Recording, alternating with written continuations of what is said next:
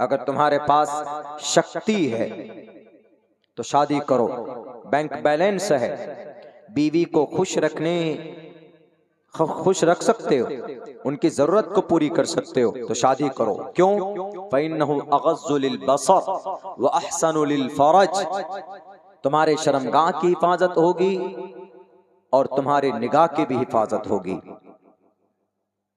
वमन लम यस्तती, जिसके पास ताकत नहीं है, पैसे नहीं है, घर नहीं है, फिजिकल रिलेशन कायम नहीं कर सकता बीवी के साथ, तो क्या है उसके लिए? फ़अलैहि बिस्सौम, रोजा रखो। फ़इन्नहु लहु विजाउन, इसलिए कि रोजा इंसान की शहवानी कुव्वत को रोजा तोड़ता है। कितना अच्छा पैगाम है। सेम यही चीज है, यही चीज सेम। यथा वायुम, ऐ नौजवानों, समाश्रिते सर्वजीवन्ते जंतवः,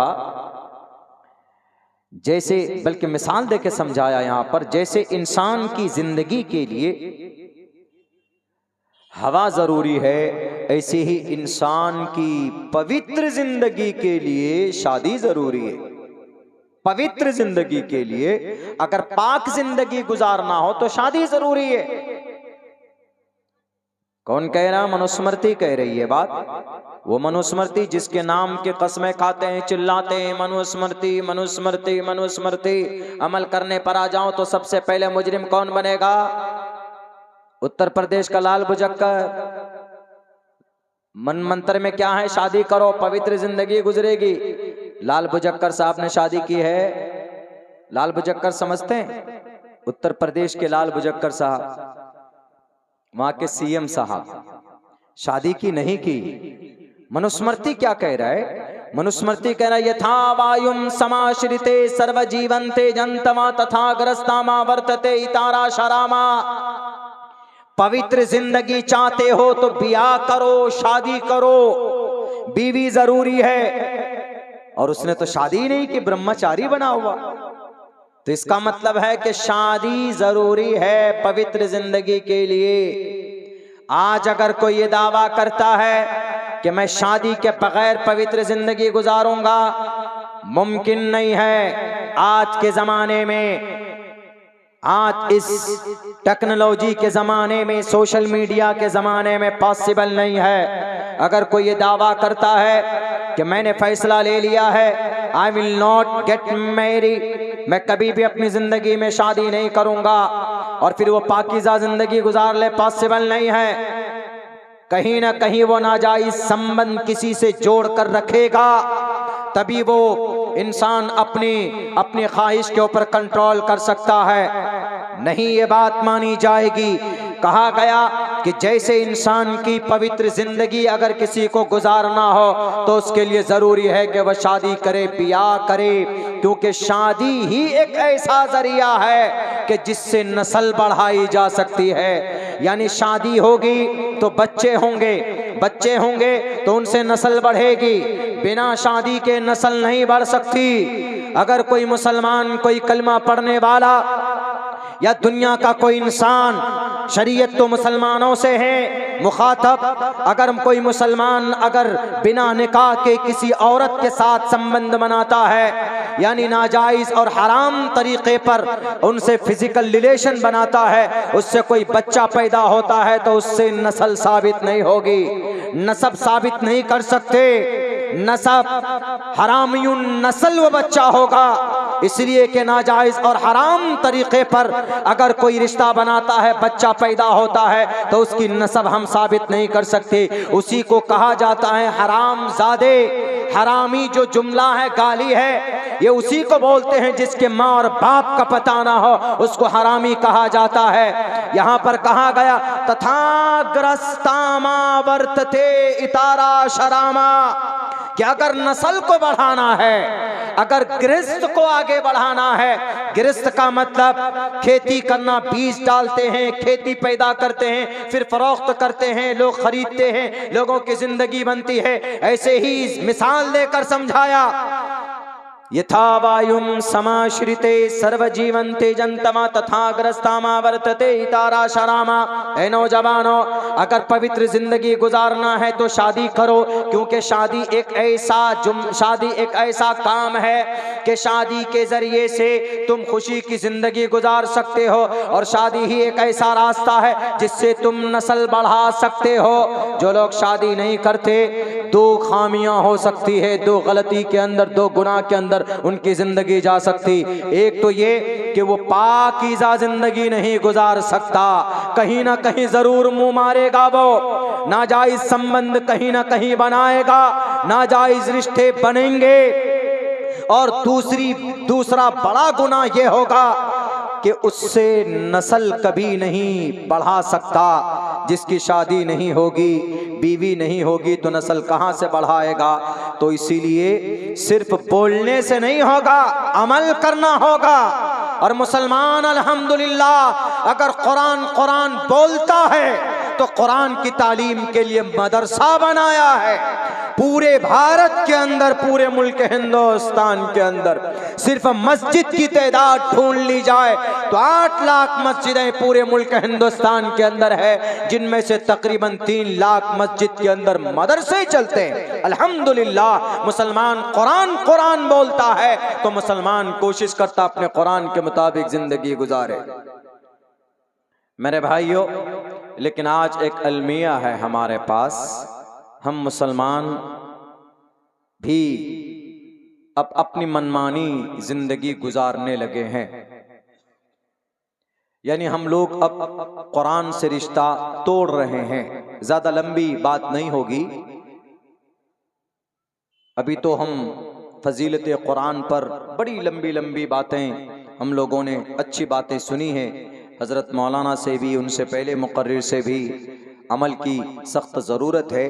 अब यहाँ हम बताते हैं कि आज जो मुसलमान इतना पिट रहा है, लुट रहा है, उसकी वजह सिर्फ ये है कि मुसलमान कुरान के अहकामात पर मुसलमानों का अमल इतना मजबूती के साथ नहीं जितना होना चाहिए। आज जो हमारे हर मस्जिद के नीचे मंदिर ढूंढने की कोशिश की जा रही है, ये मुसलमानों की बदअमली का नतीजा है। अर्ज़े फ़लस्तीन गज़ा पट्टी में 18,000 बच्चे शहीद कर दिए गए। बच्चे सिर्फ 1 से 2 साल की उम्र जिन बच्चों की है, उन बच्चों की लिस्ट उठाइए तो 18,000 बच्चे हैं। अगर उन बच्चों को सज़ा दी गई है तो उम्मत मुस्लिमा के गुनाहों की सज़ा उन बच्चों को दी गई है। यूक्रेन, ईरान के अंदर जो मुसलमानों के साथ वहाँ पर जुल्म सितम किया जा रहा है, वो उम्मत मुस्लिमा की गलत करतूत, उनकी बदआमालियों का नतीजा उन लोगों को भुगतना पड़ रहा है। इसलिए आज उम्मत मुस्लिमा को ये फैसला करना होगा कि कुरान को मानते हो तो मुकम्मल तौर पर कुरान पर अमल करने की कोशिश करो। कुरान पर अमल करने के लिए 4 टांग 4 हाथ पैर की जरूरत नहीं है, स्पेशल इंसान बनना जरूरी नहीं, बल्कि कुरान करीम पर अमल करने के लिए अगर आप इरादा कर लें तो आप के लिए बहुत आसान। कुरान सख्त नहीं है। लोग कहते हैं, एतराज करते हैं कि कुरान बहुत सख्त है, अहकामात बड़े जबरदस्त है। इसमें देख लो, अगर कोई चोरी करता है तो कुरान में है सारिक़ु वस्सारिक़तु फ़क़्तऊ ऐदियहुमा, चोरी करने वालों के दोनों हाथ काट दो। देखिए कुरान में है अज़्ज़ानियतु वज़्ज़ानी फ़ज्लिदू कुल्ल वाहिदिम मिनहुमा, जिना करने वालों के लिए क्या सजा है। देखिए, अरे पत्थर से मारने का ऑर्डर है शरीयत में, और कुरान में तो कहा क्या कि कोड़े बरसाओ। कैसे? वो भी चमड़े के कोड़े। ये तो बिल्कुल सख्ती है।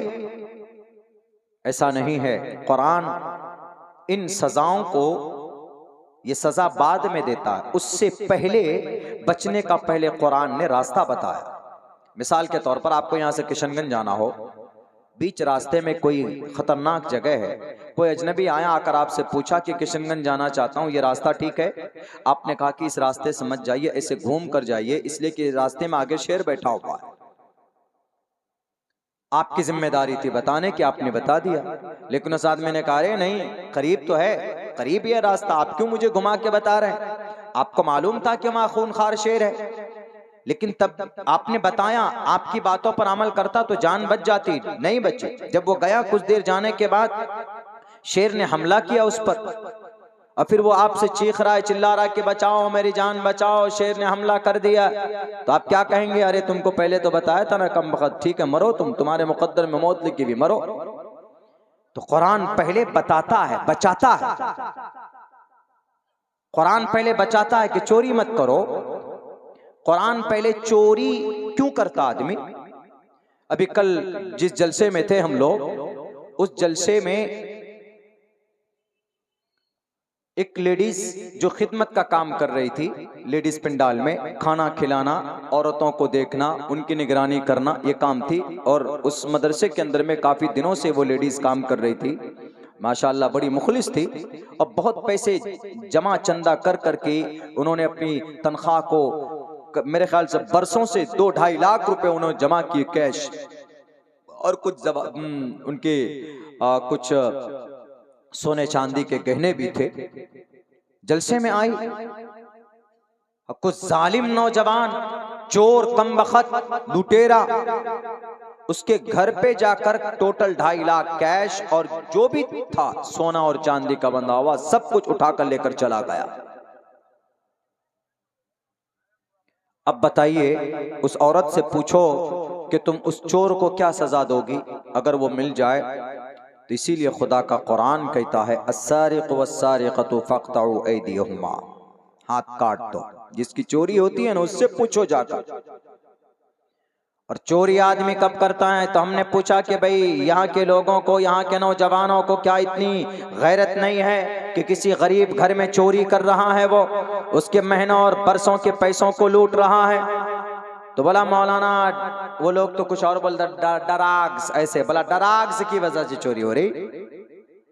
चूंकि उधर की लैंग्वेज थोड़ी, मालदा की तरफ की लैंग्वेज थोड़ी ज्यादा वो है, हालांकि आप ही का बंगाल है वो भी, लेकिन यहाँ की इतनी सख्त नहीं होती। जैसे आसाम में कुछ अलग होती है। आसाम में हम एक मतलब प्रोग्राम में गई थी, शायद नवंबर की, अक्टूबर की।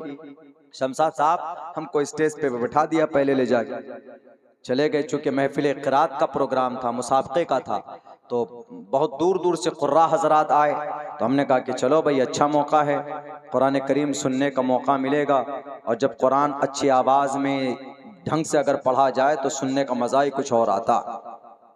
नहीं तो चले जाइए आप यहाँ पर, देखिए आपके ठिकरी बारी में जो देखिए कितनी अच्छी तालीम होती है। और फिर अल्हम्दुलिल्लाह आपके इस मकतब में, आपके इस इदारे में खुद कारी साहब, मौलाना साहब मेहनत करते हैं। आप जाइए ज़रा तजवीद से बच्चे की क़िरात सुनिए, तो सुनने का मज़ा ही कुछ और होता।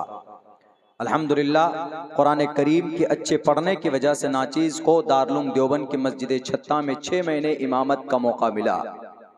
जब कुरान अच्छा पढ़ेंगे तो सुनने का मजा ही कुछ और होता है, बहुत अच्छा लगता है। तो हमको स्टेज पे बैठा दिया, ले जाके बैठ गए जी। अब बीच बीच में, अब वो लोग, चूंकि सिर्फ मेरी ही तकरीर उर्दू में, हिंदी में होनी थी वहां, बाकी टोटल निजामत और अशार जो भी हैं और कुरान करीम की आयत तो बस अरबी में तिलावत समझ रहे थे कि हाँ कुरान पढ़ रहे हैं, वरना सब कुछ उनकी आसामी जुबान है। उन्होंने बीच बीच में मेरा नाम लिया, एक मरतबा नाम लिया, मैंने सोचा नंबर आ गया मेरी तकरीर का, मैं उठ गया अपने जाने लगा। बोला नहीं हुजूर, बाशुन बाशुन ऐसे कुछ बोला, हाँ बोशन बोशन। मैंने कहा अच्छा नंबर नहीं है, नाम क्यों लिया? बोला आपकी तारीफ के लिए बोल रहे। मैंने कहा अच्छा भाई चलो, बैठ गए। 15-20 मिनट के बाद हमने सोचा शायद इस मरतबा नंबर आ गया। नाम लिया, अब्दुल्ला सोलीम सीमांचल। अब नाम तो समझ में आता, मेरे नाम की आसामी क्या लगाएंगे, वो ज्यादा ज्यादा सोलीम कर देंगे, पेश लगा देते हैं, राउंड करते हैं। तहजीब एक कल्चर है। भारत के सबसे बड़े हिस्से में बांग्ला जुबान बोला जाता है। इतना किसी भारत के इतने बड़े एरिया में नहीं बोला जाता जितने आपके ये बंगाल और आसाम, ये सब एरिया, त्रिपुरा वगैरह चले जाएंगे तो तकरीबन यही जुबान बोली जाती। तो उन्होंने बोला, तो हमने मेरा नाम सुनने का, अरे मेरा ही नाम लिया जा रहा, लगता नंबर आ गया। फिर दोबारा फिर हम खड़े हो गए। बोला नहीं नहीं हुजूर बैठिए, अभी नंबर नहीं आया। हमने कहा मेरा नाम ले रहे हो भाई, कंफ्यूज हूं।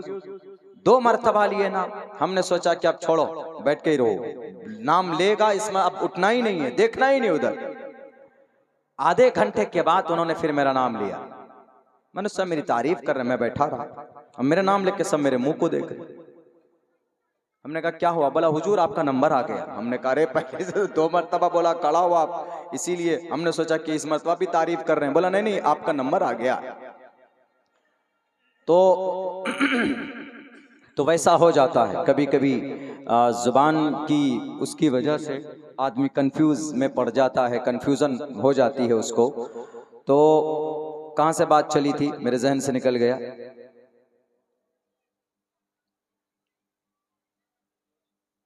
किसकी? चोरी की। हाँ, चोरी के बारे में उन्होंने, हाँ तो उन्होंने बोला ड्रग्स, मौलाना ड्रग्स की वजह से इसी चोरी हुई। हमने कहा ड्रग्स क्या? बोले ये जो नौजवान है, बोला ड्रग्स मतलब ड्रग्स, हाँ ड्रग जो होता है, जो जिससे नशा होता है, जो पाउडर होता है एक किस्म का, बड़ी कीमती होती। तो उन्होंने कहा कि मौलाना उसकी वजह से यहाँ के नौजवान आजकल किसी की साइकिल चोरी कर लेते हैं, अगर कोई मोटरसाइकिल कहीं पर लॉक है तो उसकी टायर निकाल लेते हैं, उसकी पहिया निकाल लेते हैं। मोटरसाइकिल है बाकी पहिया गायब है, किसी की गाड़ी कहीं पर ट्रैक्टर खड़ी तो बैटरी गायब है, बैटरा गायब है। इस तरह का हो रहा है मामला, ये ड्रग्स की वजह से। हमने कहा कि अच्छा, यानी उनके पास पैसे नहीं होते, वो गरीब होते हैं, नालायक। तो इस गुर्बत को दूर करने के लिए अल्लाह ने कुरान में पहले ज़ाब्ता बयान किया। क्या कहा? अकीमुस्सलात व आतुज़्ज़काह।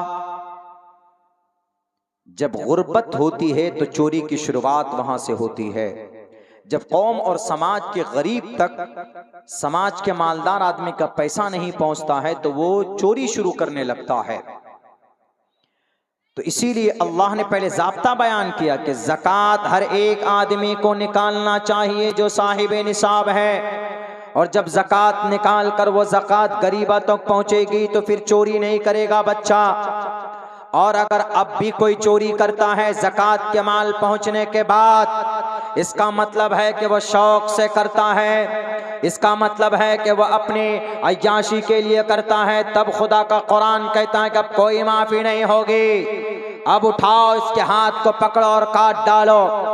और इसी तरह जिना के लिए है, अल्लाह ने जानी को पहले नहीं कहा कि जहां पर भी कोई जानी मिलता है, कोई जिना करने वाला मर्द या औरत, उसके ऊपर कोड़े बरसाओ, ऐसा नहीं है। पहले जिना से बचने का, अपने आप की हिफाजत का तरीका अल्लाह ने कुरान में बयान किया है। अल्लाह ने पहले कहा है कि जिना के करीब मत जाओ, वला तक़रबुज़ जिना इन्नहु काना फ़ाहिशा, ये गंदी चीज है, ये खराब चीज है, जिना के करीब मत जाओ। अल्लाह पहले बचाता है।